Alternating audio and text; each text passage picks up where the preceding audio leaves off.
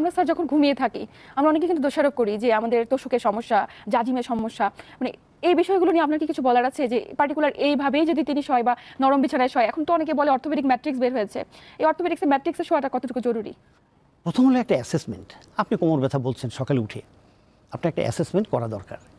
Assessment করে বের করতে হবে যে আপনার কোমর ব্যথা এটা কি মেকানিক্যাল নাকি ইনফ্লামেটরি বা অন্য কোনো কারণ আছে কিনা, এই কারণ বের করতে হবে।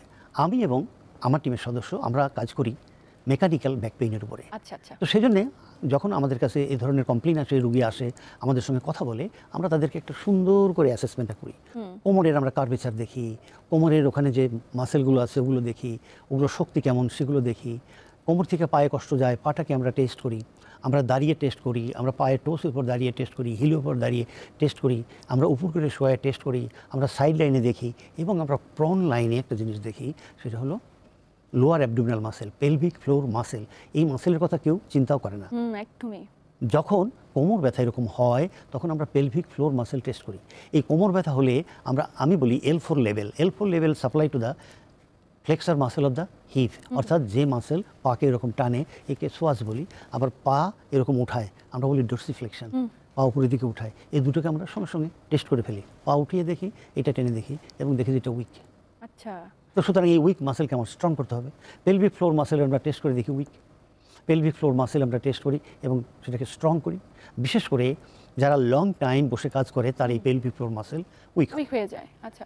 মায়েদের, বিশেষ করে যে মায়ের বাচ্চা হয়েছে তার পেলভিক ফ্লোর মাসেল উইক হবেই।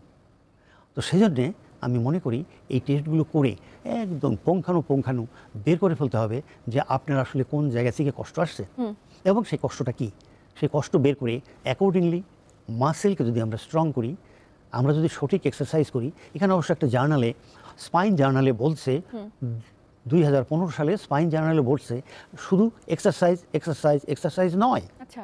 আমরা বলি এক্সারসাইজ করেন, কিন্তু তারা বলছে নয়। কেন? তারা বলছে এক্সারসাইজের সাথে আপনাকে পোস্টার কেয়ার করতে হবে।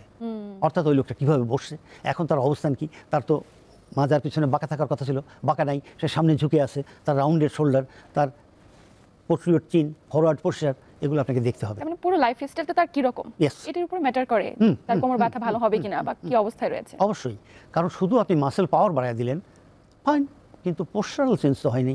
সে তো এরকম করে বসে, এরকম করে বসে তার কোমর ব্যথা হবেই, তার মাসেল স্ট্রং আছে। কিন্তু কোন পোস্টারে তার এই প্রবলেম হচ্ছে, এটা আপনার মাসকুলোস্কেলেটাল স্পেশালিস্ট যারা, তারা ভালোভাবে বের করতে পারে, দেখতে পারে।